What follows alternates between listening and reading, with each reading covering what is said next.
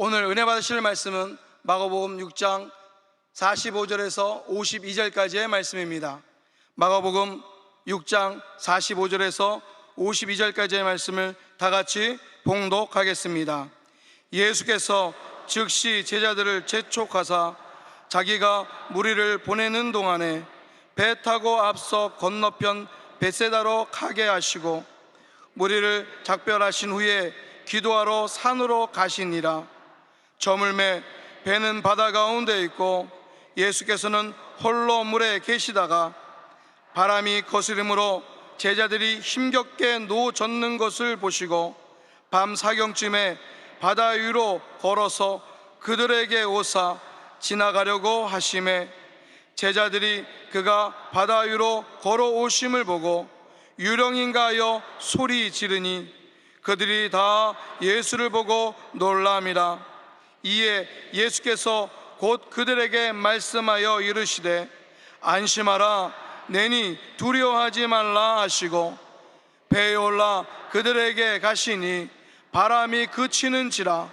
제자들이 마음이 심히 놀라니 이는 그들이 그 떡 떼시던 일을 깨달지 못하고 도리어 그 마음이 둔하여 졌음이러라.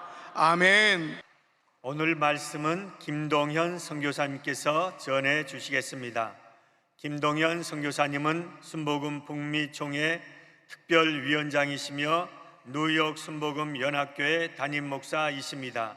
이제 선교사님 나오실 때 할렐루야로 하나님께 영광 돌리고 큰 박수로 맞이하겠습니다. 할렐루야!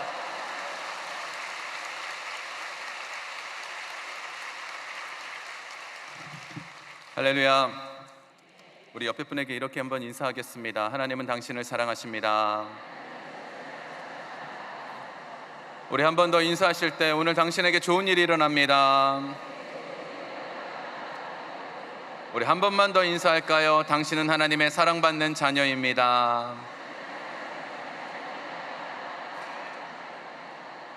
아멘. 여러분들은 하나님의 사랑받는 자녀입니다. 믿으십니까? 하나님의 사랑받는 자녀에게는 여러 가지 좋은 은혜가 있어요. 그 많은 은혜 중에 오늘은 특별히 나를 향한 하나님의 섭리에 대해서 함께 말씀 나누고자 합니다. 섭리라는 말 혹시 여러분 많이 들어보셨죠?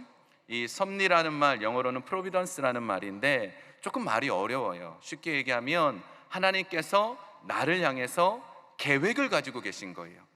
우리를 하나님의 자녀 삼아 주셨지 않습니까? 그러면 이 자녀가 태어나서 거듭나서 태어났으면 이 자녀가 성장하고 그 끝까지 하나님께서 많은 계획을 가지고 계십니다. 이것이 무엇이냐? 바로 하나님의 섭리라는 것입니다.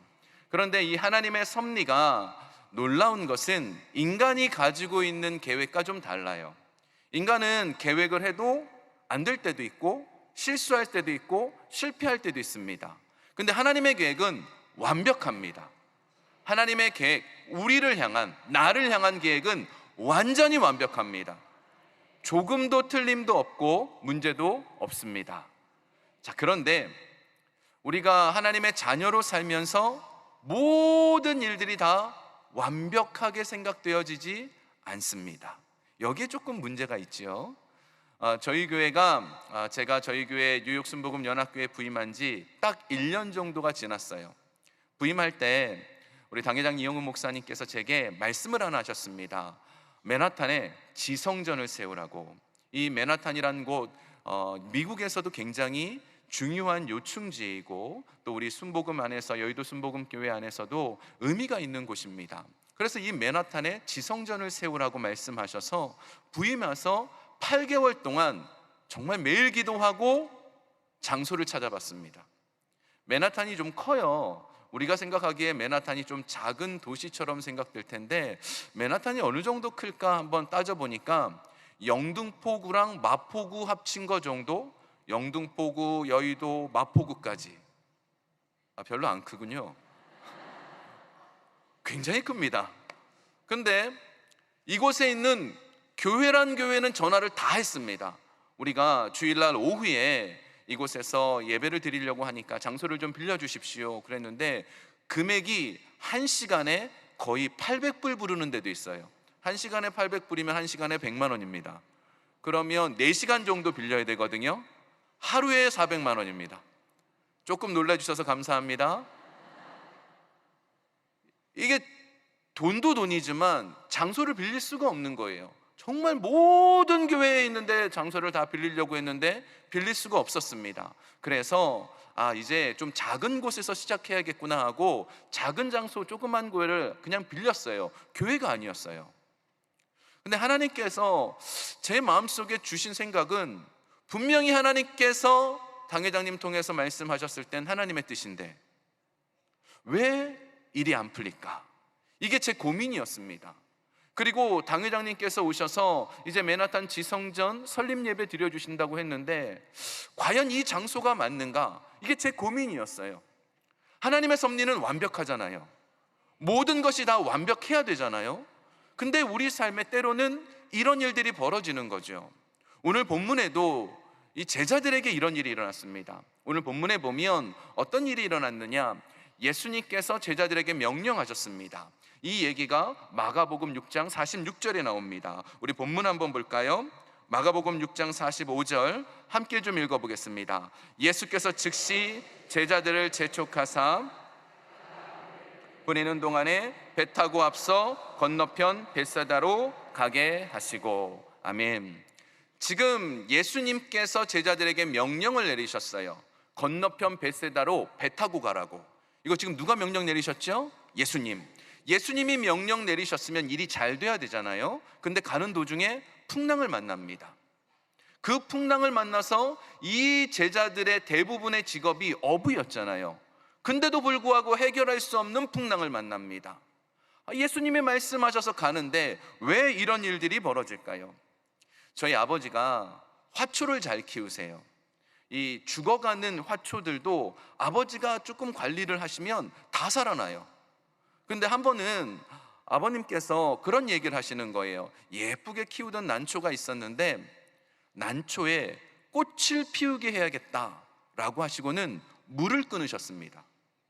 그 저는 이해가 안 되더라고요. 아버지, 꽃을 피우게 하려면 물을 더 잘 주고 영양도 더 줘야 되는 거 아닙니까? 라고 했더니 물을 끊고 영양도 끊으니까 난초가 꽃을 피더라고요.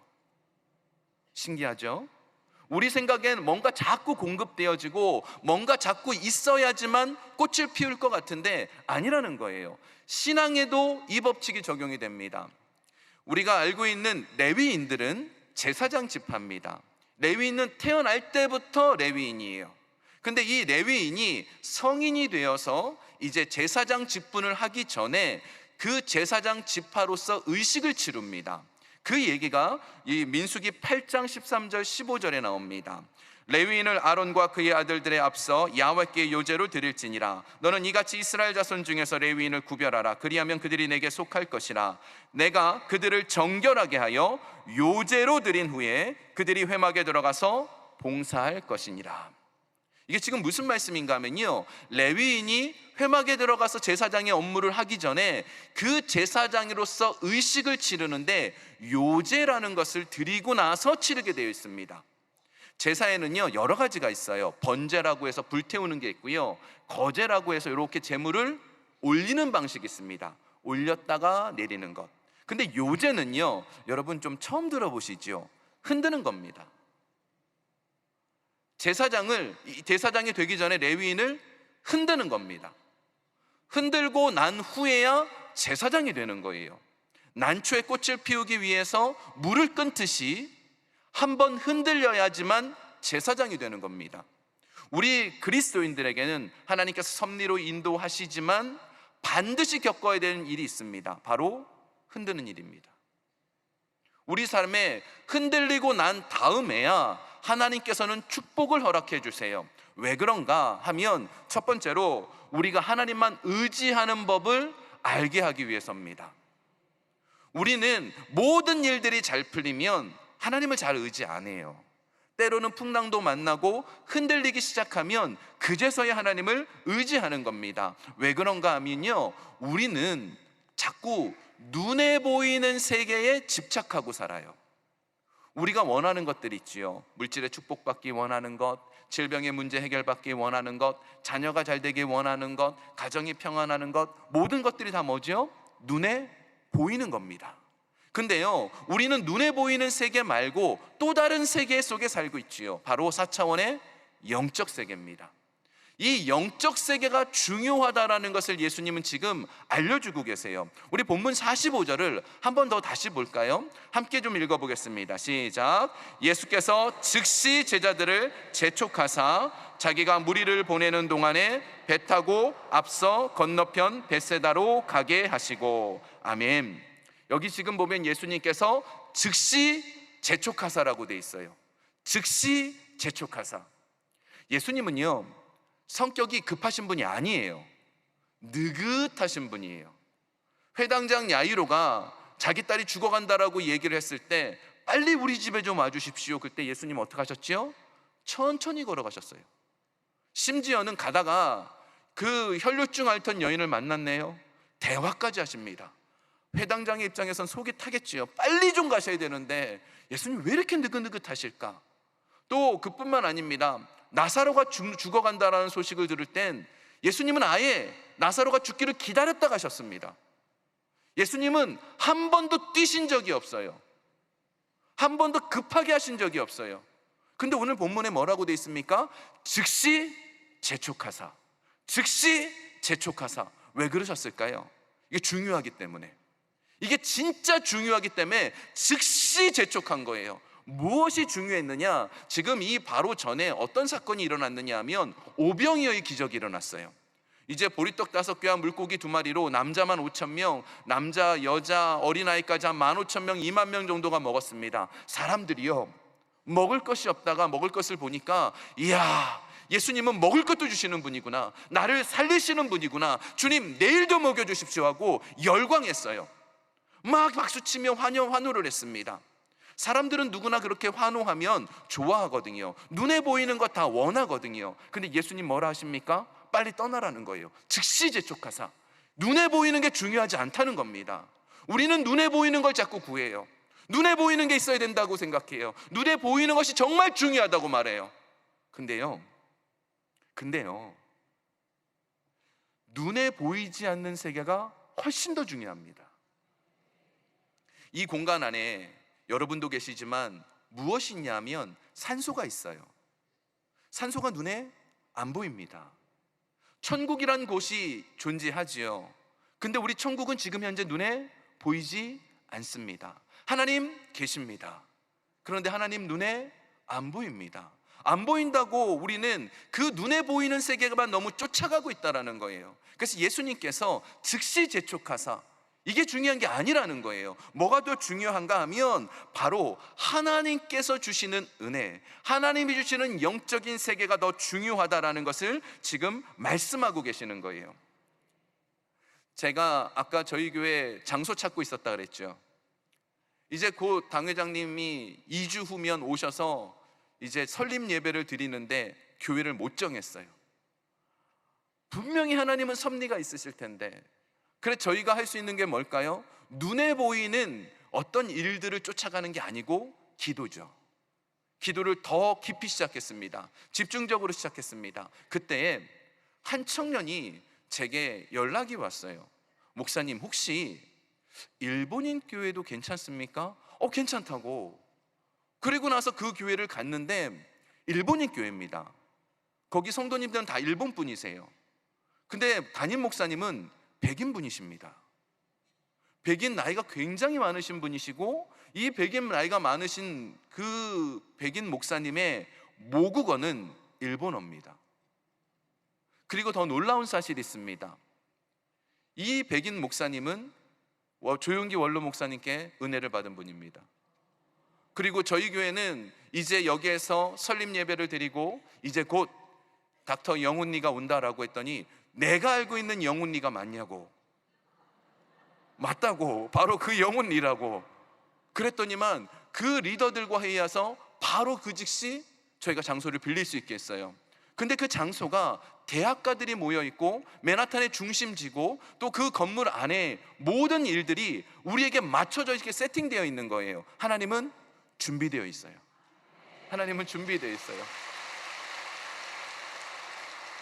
더 놀라운 게 있어요.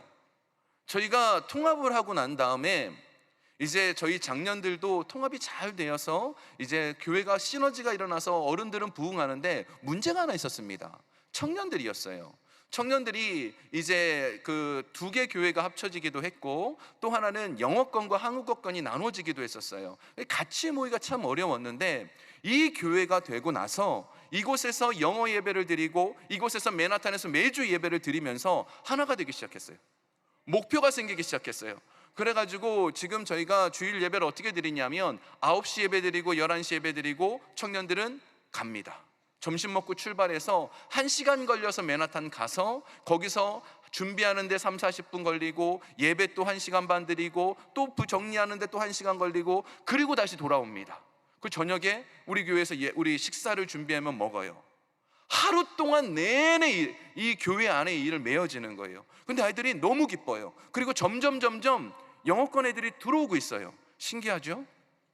준비가 되어 있으면, 하나님이 예비되어 있으면 하나님께서 축복은 덧붙여 주세요. 우리가 해야 될 일이 뭘까요? 눈에 보이는 것 때문에 낙심하지 않는 거예요. 눈에 보이는 것을 쫓아가지 않는 겁니다. 우리가 해야 될 일은 무엇이죠? 손에 잡히는 것 없고 눈에 보이지 않아도 영의 세계가 있다라는 것을 알고 예수 그리스도께 맡기는 인생이에요. 두 번째로 제가 오늘 이 본문을 통하여서 알 수 있는 것이 있는데, 하나님은 항상 우리를 보고 계신다라는 거예요. 지금 제자들이 풍랑 만났잖아요. 근데 이 풍랑 만났는데 오늘 본문 48절에 보면 특별한 말씀이 하나 나옵니다. 우리 본문 48절 한번 읽어볼까요?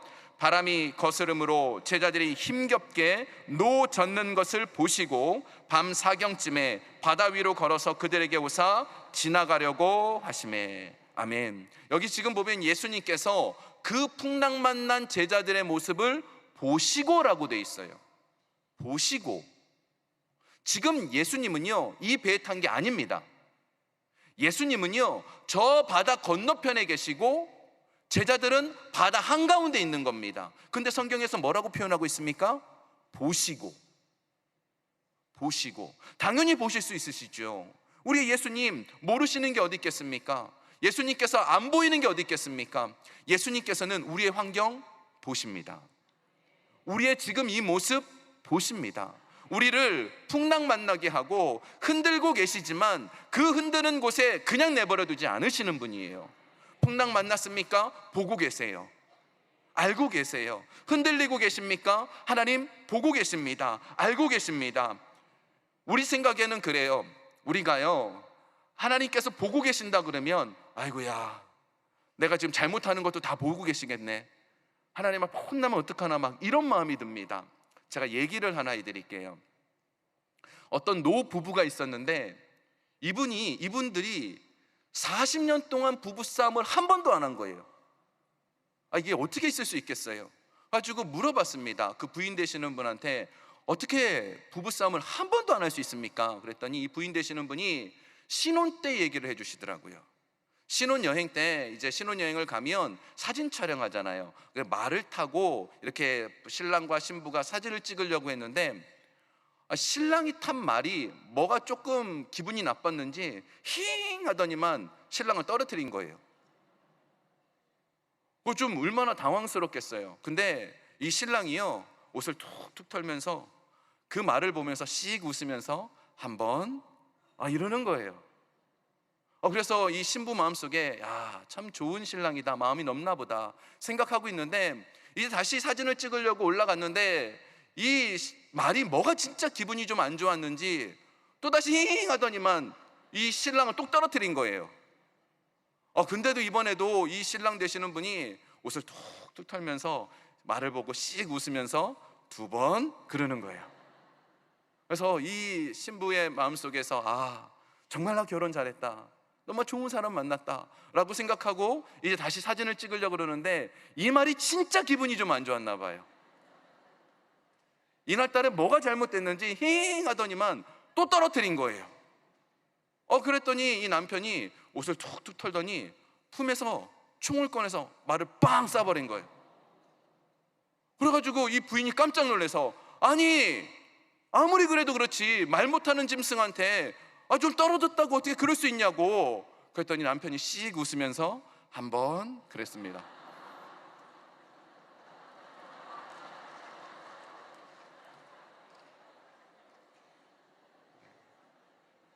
아직 이해가 안 되시는 분들은 나중에 좀 여쭤보시면.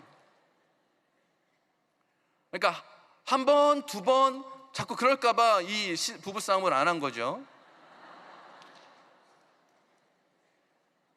근데 우리 생각에서는 하나님이 자꾸 우리를 보고서 너 한 번, 너 두 번 막 이러는 분으로 생각한다는 거예요. 하나님 그런 분 아니세요.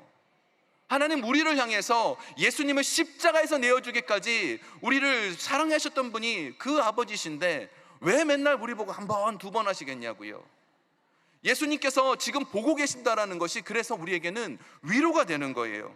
우리 삶 속에 풍랑 만나고 흔들릴 때 예수님이 안 보이는 것 같이 느껴져요. 예수님은 날 안 보고 계시나 봐. 저 집사님, 저 권사님은 보고 계시는데 나는 안 보시는 것 같아. 막 이런 마음이 들 때가 있단 말이에요. 근데요, 그걸 뭐라고 부르느냐? 거룩한 유기라고 부릅니다. 유기견, 유기동물 뭐 이런 말 들어보셨지요? 거룩한 유기, 거룩하게 내어버려 두시는 거예요.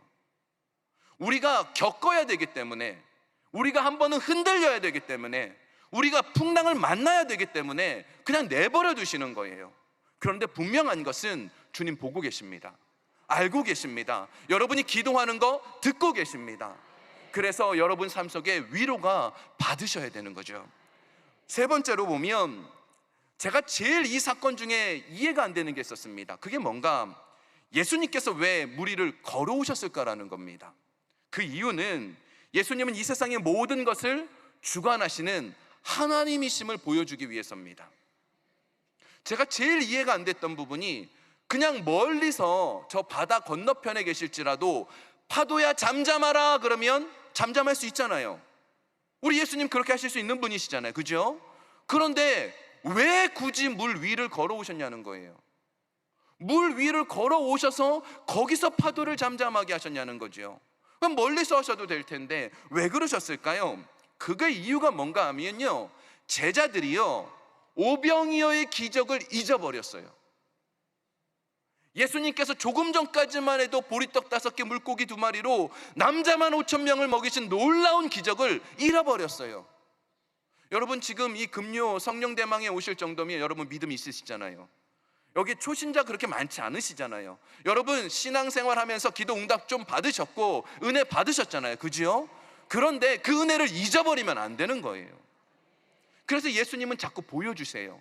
나는 물 위를 걸으며 무엇이든지 할 수 있는 분, 그분이심을 보여주는 거예요. 마가복음 6장 52절에 보면 제자들이 이렇게 생각합니다. 이는 그들이 그 떡 떼시던 일을 깨닫지 못하고 도리어 그 마음이 둔하여졌다고. 영적으로 우리가 둔하여지면 예수 그리스도가 누군지를 잊어버리는 거예요. 예수님은 무엇이든지 하실 수 있습니다. 예수님은 무엇이든지 하실 수 있습니다. 저희 교회가 통합하고 가보니까 저희 교회 주일 친교 식사를 반찬 가게에 주문해서 먹고 있더라고요. 근데 그 반찬 가게에서 주문을 해서 먹고 있는데 성도님들이 어떻게 하면 조금 더 맛있는 반찬을 좀 드실 수 있을까 싶어서 제가 한 권사님께 부탁을 드렸어요. 권사님, 저희 성도님들이 좀 맛있게 드실 수 있도록 이것저것 반찬 주문만 좀 해주세요. 근데 여기 계시는 그 어머니들, 권사님들, 뭐 집사님들 충분히 공감하시는 일이 하나 있는데, 반찬 가게에서 사는 돈이면 그 집에서 해 먹으면 얼마나 잘 먹겠어요. 그죠? 이 권사님이 몇 주 주문을 했는데 마음이 안 내키는 거예요. 반찬도 그렇게 썩 맛있지도 않고 이 금액이면 성도님들 고기를 해드릴 수 있는데 싶어갖고 저한테 오셔서 이렇게 얘기하더라고요. 목사님, 제가 반찬을 하겠습니다. 근데 여러분이 별로 안 놀라실 줄 알았는데 이분이 혼자서 수백 명의 주일 음식을 만드는 거예요.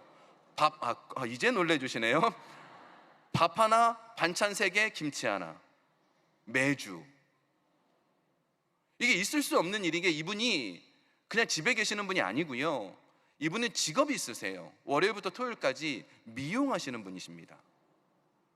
그러면 월, 화 가서 시간 나서 장봐 오고 시간 날 때마다 일주일 동안 그걸 다듬는데요. 그리고 토요일 날 한 번에 다 하신대요.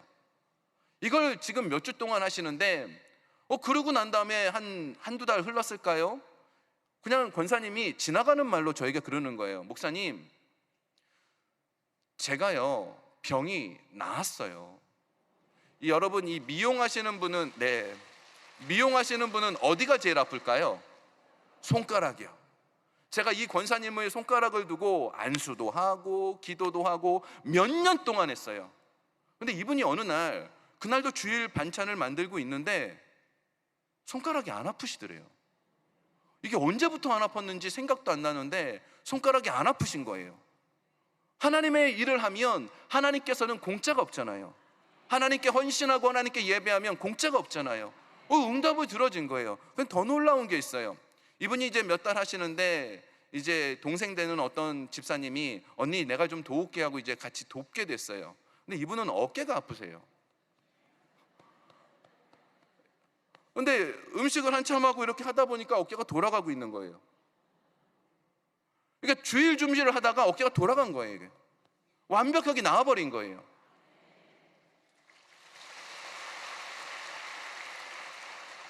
우리가 믿는 예수님은요 이런 분이에요. 우리가 믿는 예수님은요 이걸 자꾸 보여주시는 분이에요. 믿으라는 거예요. 두려워하지 말라는 거예요. 그러면서 맨 마지막에 네 번째로 예수님께서 이제 이것을 말씀해 주세요. 예수님의 이 음성이 우리에겐 들려져야 됩니다. 예수님 뭐라 그러시냐면 6장 50절에 보면 이렇게 말씀하십니다. 함께 좀 읽어보겠습니다. 그들이 다 예수를 보고 놀람이라. 이에 예수께서 곧 그들에게 말씀하여 이르시되 안심하라 내니 두려워하지 말라 하시고. 아멘. 제가 지금 이 부분을 상상을 한번 해봤습니다. 지금 제자들이 폭풍을 만났어요. 그 큰 파도가 치고 있고요, 비바람은 몰아치고 있고 예수님이 물 위를 걸어오니까 제자들이 놀랐습니다. 왜냐하면 비바람 속에서 깜깜한 곳에서 물 위를 걸어오니까 이게 유령이라 그러고 놀랄 만큼 그런 상황이었어요. 여러분, 비바람 태풍이 치면 시끄럽잖아요, 그지요? 근데 지금 예수님께서 제자들에게 이렇게 말씀하세요. 안심하라 내니 두려워 말라. 근데 지금 이거를 어떻게 말씀하셨을까요? 폭풍우가 막 치니까 이 폭풍우 속에서 말을 들리게 하려면 어떻게 해야 되죠? 안심하라 내니 두려워 말라. 예수님 그러셨을까요? 제가 상상을 해봤는데 안심해, 절대 예수님 그렇게 소리 지르시지 않으셨을 것 같아요.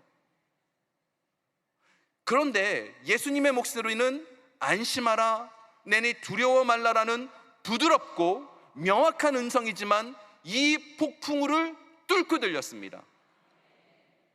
이게 우리에게 들려야 돼요. 우리는 보는 것에 약하잖아요. 보는 것에 약하기 때문에 이 듣는 것에도 약해요. 그래가지고 비바람이 불고 폭풍이 치면 그러면 거기에 우리 눈이 빼앗긴단 말이에요. 근데 예수님의 목소리가 들려야 돼요. 폭풍우 속에서도 들려야 돼요. 여러분이 흔들리고 있는 와중에도 들려야 돼요. 우리 삶에 어려움이 와도 들려야 돼요. 예수님 뭐라 말씀하시죠? 안심하라 내니 두려워 말라. 여기서 이 내니라는 말이요, 헬라어로 에고에임이라는 뜻이에요. 에고에임이 이게 무슨 말인가 하면 히브리어로는 야훼입니다. 안심하라 나는 야훼니 두려워 말라. 이게 하나님께서 우리에게 지금 하시는 말씀이에요. 여러분의 인생 속에서 때때로 어려움이 있을 때, 두려움이 있을 때 예수님의 음성이 들려야 돼요. 제가 이 얘기만 하고 오늘 말씀을 마치려고 합니다. 제가 미국에 처음 갔을 때 얼마 안 있어서 이제 영주권이라는 것을 진행했어요. 미국에서 선교를 진행하려면 신분 문제가 해결이 돼야 됩니다. 3년간 기도하며 매달렸고요, 이 영주권을 받기 위해서 그때 미국 돈으로 한 2만 불, 한 2천만 원 이상의 변호사비, 또 이민국에 들어가는 비용이 들어갔어요. 근데 그때 변호사가 제가 그런 얘기를 했습니다. 목사님, 원래 변호사들 이런 얘기 안 하는데 목사님과 저와 친분이 있으니까 말씀드립니다. 목사님 영주권 무조건 나옵니다. 제가 개런티 하는데 무조건 나옵니다. 그러고 나서 이 변호사의 말만 믿고 기도는 계속했지만 당연히 나올 거라 생각했습니다. 어떻게 됐을까요? 어찌 그리 잘하세요? 안 나왔어요. 안 나왔어요. 근데 너무 속상한 것은 영주권을 다시 받으려면 또 2만 불이 드는 거예요. 근데 그때에 제가 어떤 상황이었냐면 저희 집 월세가 1,700불인데 사례비가 1,500불일 때입니다. 산수가 좀 되시나요? 그걸로 생활을 해야 될 그 시점에 아니 이 영주권을 다시 어떻게 진행을 하냐고요. 뿐만 아니라 한국을 우리 가족이 다시 왔다 가서 다시 비자부터 또 시작을 해야 되는 거예요. 비행기 값도 드는 거죠. 그냥 하나님 앞에 그 한국 가기 전까지 3주 동안 정말 막 너무 원망이 되고 답답하고, 하나님 이럴 수 있냐고, 누가 지금 선교하고 싶어서 왔냐고, 하나님 가라 그래서 왔는데 그 일이 풀리게 해주셔야지 왜 흔드시냐고 너무 답답했어요. 그리고 이제 한국에 와서 이 종로에서 미국 대사관에서 이제 비자 인터뷰를 잘 마치고 아내는 이제 집으로 돌아가고 저는 은행에 업무가 있어가지고 이제 은행에 갔습니다. 근데 전화가 한 통 왔어요. 혹시 강현주 씨 보호자 되시냐고. 맞다고. 여기 여기 병원인데요. 아무래도 좀 오셔야겠습니다. 무슨 일 때문에 그러시냐고. 강현주 씨가 암이라는 거예요. 제 아내가 암이라는 거예요. 잠시 나온 김에 이제 국가에서 해주는 여자들 이렇게 초음파 있잖아요. 이렇게 가슴을 보다가 그분이 너무 고마운 분이었어요. 목 한번 봐드릴게요. 그냥 올렸어요. 근데 발견이 된 거죠. 근데 그 당시에 저희가 어떤 상황이었냐면, 미국에서 아내가 많이 피곤해할 때 좀 쉬어봐, 좀 쉬면 나아질 거야 라고 할 수밖에 없었어요. 왜냐하면 의사를 만나는데 무조건 만나면 150불이에요. 그냥 만나는데 150불이에요. 그러니까 만날 수가 없어요. 돈이 없기 때문에 만날 수가 없었어요. 그런데 한국에 안 나왔으면 어떻게 됐을까요? 아내는 힘들었을 거예요. 자, 그런 점에서 본다면 영주권이 나오는 게 그게 축복이었을까요? 우리의 생각엔 흔들리면 그게 저주라고 생각해요. 우리가 폭풍우를 만나면 그것이 나를 하나님 싫어하신다고 생각해요. 그게 아니라는 거죠. 하나님께서는 섭리가 있으십니다.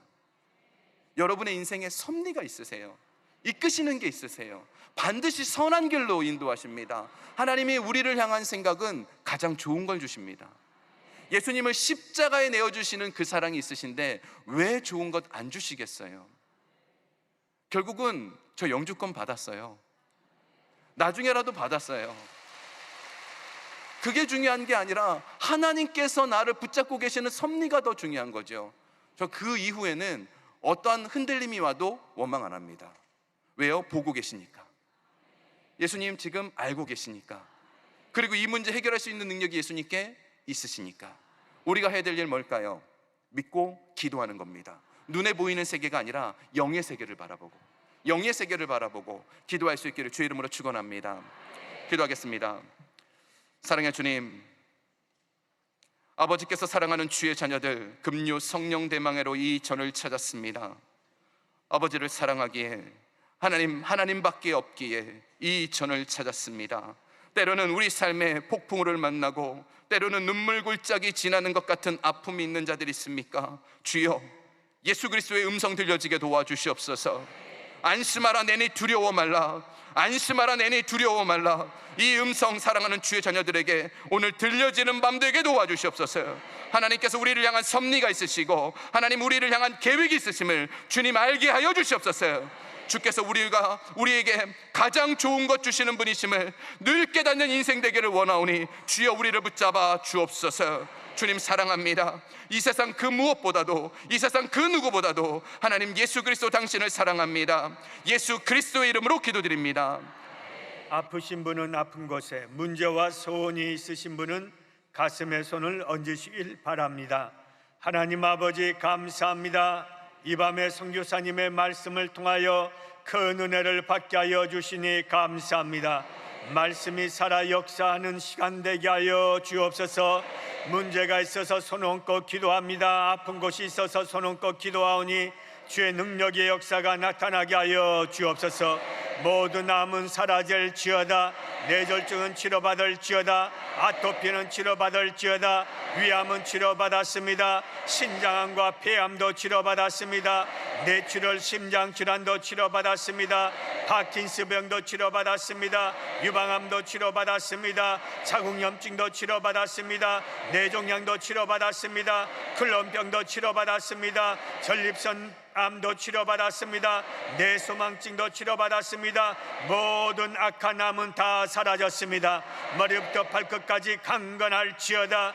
예수의 보혈의 역사가 넘쳐날지어다. 교회에 나올 때는 병든 몸을 가지고 나왔지만 말씀을 듣고 기도하고 돌아갈 때는 다 치료받고 돌아가게 하여 주옵소서. 이 시간의 모든 문제는 예수님으로 사라질지어다.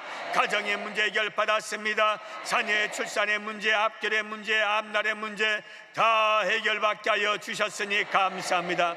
물질의 문제 해결받았으니 감사합니다. 환경의 문제 해결받았으니 감사합니다. 예수 안에서 좋은 일이 넘쳐날지어다. 축복이 이루어질지어다. 기적이 이루어질지어다. 승리가 이루어질지어다. 역사가 나타날지어다. 예수 이름으로 축복하며 간절히 기도하옵나이다. 아멘.